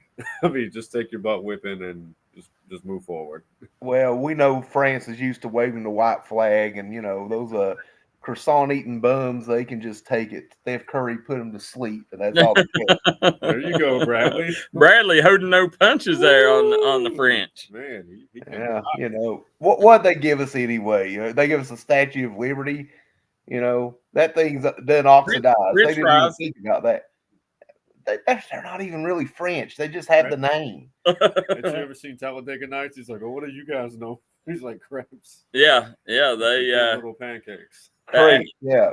Guys, August 16th, we also forgot to mention, August 16th is the great day that this picture come out that really took America by shock. Here's the interesting thing, guys. I have seen white and gold my entire life until I just put this up on screen, and now I see blue and black. What color do you guys see? I've always seen blue and black. You look blue and black. Yeah. No, my vision says I see white and I see gold and I see a little bit of blue depending on which angle that you look at. It's a blue and black dress. Where's the black? Now, I always seen gold and white, but it's blue and black. It's definitely blue and black to me. Where do you see? And now my eyes are sitting here. I mean, I am so enamored with this dress because yesterday, the whole time I was sitting there, somebody told me, they said, look at it with that Clint Eastwood squint, and said, maybe your eyes will change. Well, I've always, my whole life, seen white and gold until right now. And now I see blue and black. The black's right here and the blue's right here. I see white, gold, and depending on which angle that you're looking at, you might be able to see a little bit of blue, but I see absolutely no black. That picture, on August 16th, 2015, definitely had a lot of people arguing on social media. I think there's just people on there trying to tell you that it's a certain color just so you'll look at it for probably hours at a time. Let us you guys at home, tell us, what do you see? That's what I want to know. What do you guys see? Blue, black, white, gold? What do you see? Well, according to Jacob Rutherford, he sees blue and black, but his daughter sees white and gold. Yeah, I mean, that's I was the only one seen white and gold, and my family seen blue and black. Yeah. I've always seen blue and black. I don't know what's going on with you people seeing white and gold. I don't know, man. I do have a funny story. I used to work out in Indiana, and the husband of one of my coworkers was a Cincinnati Reds fan, and he was colorblind. He had red-green colorblindness, right? Really great guy. And he went on St. Patrick's Day, and they had a red or a green Cincinnati Reds hat. They had the logo and all that. And he wore it that day. Well, St. Patrick's Day. He didn't look out of sorts. Well, he kept wearing it. He thought he got just like a free regular Reds hat until finally his wife was like, that's green, right? He goes, how am I supposed to know it's green? So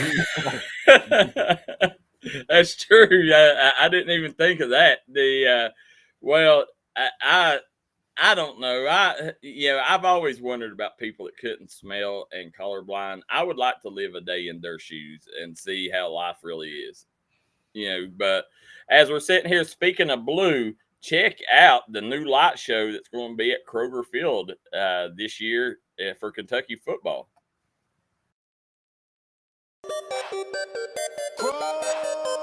Let's go, Wildcats! Y'all ready to kick some fun, man? DJ, play my track! I got a whole lot of money. Bitches counting for me. Bottle keep popping that water bad whole jacket. It's a party, it's a party, it's a party. It's a party, it's a party, it's a party. Listen, guys, that is awesome because Kentucky football, and by the way, Mark Zuckerberg, we do not own rights to that music. But I am stoked, man, because Kentucky football, they needed that uplift. They needed something more, because when you go to these other stadiums, it's crazy the atmosphere there and the things that they do. Kentucky, don't get me wrong, our fans are awesome and it's a great atmosphere. But adding stuff like that will really get recruits' attention whenever they come and watch ball games. I'm tickled to death. I cannot wait to see this. Hear Grove Street popping and see that light show. I am stoked. I'm ready. Let's go. Well, according to Gideon Jarvis, it looks like WVU was on board with the new lights as well. Oh, are they? Yeah. Oh, according to his comment. Gideon, if you get a video, please send it to us. Yeah, absolutely. Would like to see that. But, Kentucky football doing big things right now, just coming off that. And, that was the story coming out yesterday, too. Kentucky was set to possibly hire Bruce Pearl if the football team wouldn't have got on that probation with the Chris Rodriguez scandal where he was working and not really clocking in, or they was getting clocked in and not really working. But, we may have missed out on a great coaching hire there, because of the football team, but, it still doesn't make me any less excited for football this season. I really care for Bruce Pearl. Listen, I would have cheered for him just because he's Kentucky's coach, but man, I would have felt scummy. I'm a Bruce Pearl guy, man. I like Bruce Pearl. I would have been. I would have just like. I'm okay with not having to cheer for Bruce Pearl. I'll say that. Well, myself, I would have loved to have Bruce Pearl in Lexington. Guys, Caleb Horn, check this kid out for Martin County.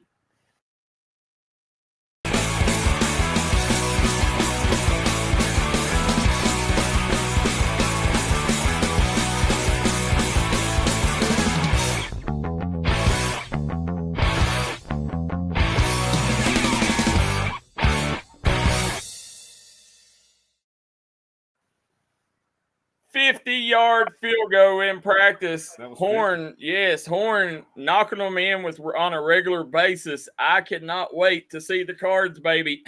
I'm wearing my Martin County shirt, courtesy of Caleb Horn today. Definitely supporting him. I love seeing kickers in the mountains. I go back to whenever I was a teenager. There was a kid at Middlesboro, Dustin Wynn. Could not wait to get home and watch Sports Overtime every single night, just to see how long of a field goal Dustin Wynn hit that night, because he was hitting 40, 50 yard field goals every single night. Like this dude, he was unbelievable kicker. But to be able to see kids like this, I know Pikeville, they got one of the best kickers in the business. But it'll be interesting to see who wins kicker of the year here in the mountains, with this kid, with this Horn kid. He's a senior at Martin County. It's got me pumped up. Absolutely. And going back 20 years ago, whenever I was growing up, that was something that you didn't see very often, which was somebody that was a really good kicker. No. Usually whenever somebody would score a touchdown, they would automatically go for two because they didn't even have the confidence to, kick the extra point. But to see that, especially locally. Well, when you was in school, it was Chewy, right? Was he the kicker? At Matewood, No, in Belfry. I'm trying to think. Hoss. Hoss, yeah. Hoss who it was. I don't know why I said, yeah. Hoss was the kicker there. Yeah. Martin County getting new uniforms, guys. Check these out. Looking like they're going to take the field with a bunch of swag. whenever they check them unis out, man. And if you haven't watched a game at the Rock, I suggest you go there. Martin County has got better every other year, or every year after year. Martin County continues to get better. They got great leadership, great talent, and this year here, I don't think it's going to be any different. I can't wait to see what Devin Maynard does at quarterback. I am stoked for the Cardinals football season. I can't wait either. And it looks like Gideon Jarvis says, check the inbox. Love seeing more and more kids get out and kick. Tug's kicker Aiden Bosserman kicked close to 50 last season for the Panthers. Oh, wow. Extra points. Really Aiden Bosserman's a very good kicker at Tug Valley. He's, we do have some blessed kickers in our area. I know Chapmanville was blessed with a couple of kickers. Well, Chapmanville has one coming up.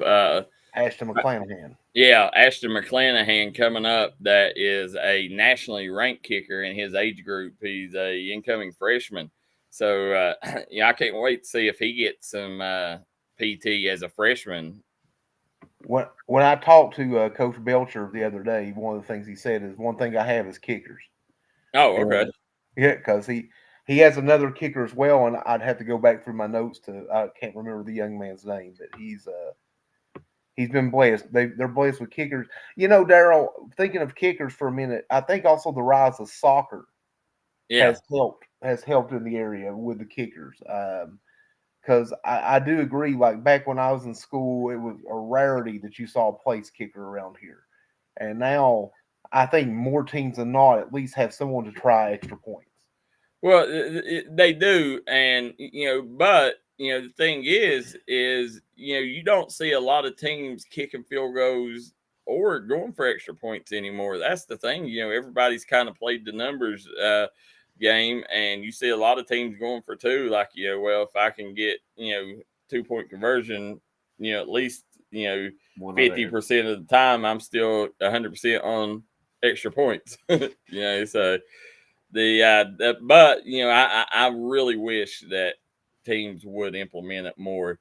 I love seeing teams like East Carter, Belfry, the running teams, use place kickers or use field goal kickers, because at the end of the day, if you can get down into into the red zone, that 3 points could win or lose you a game. So didn't Belfry win a state championship with the final score of 3-0? They did. Austin Woolham. I mean, think of how many drives you've seen get down to like the 5-yard line and stall out. Yeah. If there was if every team had a guy who could just come in and, maybe you don't get the touchdown, but you might get that 3 points and that drive doesn't just die out. You get something out of it. Jacob Ruford says, I love my Mountaineers, but we don't pack home games like UK. I wish we did. They used to, but not as much anymore, man. And, a lot of people afraid to go up Morgantown, afraid they, you never know, you might get burnt by a couch or something, They burn a lot of couches up that way, Bradley. They do, and I mean, that's my retirement plan. I'm gonna open up a furniture store in Morgantown. I'm gonna be honest with you, Darryl. I know I've heard a few people over the years say they don't go to Morgantown because they think the atmosphere is not so family friendly. Yeah. I've heard like a lot of people don't like the WVU version of Sweet Caroline. We're not seeing it for you here, but you can look that up if you so want. Just don't do that at work. I like it, man. Listen, at the end of the day, I love Morgantown. I love the atmosphere. Don't change anything. Fans, do better. That's the way I say. I'd say do better as fans. You know me. I go watch small college football more than I do major college football. So I go in and spend my $10-15 and I get me a ticket at the 50-yard line about 5 rows back. And yeah, that's it. Jimmy Johnson says Dustin Wynn was a left-footed kicker. Said he hit a state record 61 or 64-yard field goal for Middlesboro back in the day. He did. He was the biggest show in mountain football when he was in high school. He went on to he got a scholarship to UK. I'm not sure how long that he ended up, being on the team. But, I really enjoyed them years watching Dustin win. But, guys, that's going to bring us. We ran a little late because we started a little late. But, we had about 30 topics to go over. We got to about 3 of them. So, but we had 2 great interviews with 2 great coaches. Guys, I want to thank you guys for spending every single morning with us from 8 to 10 a.m. It means more than the world. Make sure you tell your business owners in your area about D&D Sports Network, because they're the only reason we're able to do what we do. So we're going to be all spreading out to football games tonight. We are excited, and we're excited for week 1 when we can start bringing you broadcasts of football.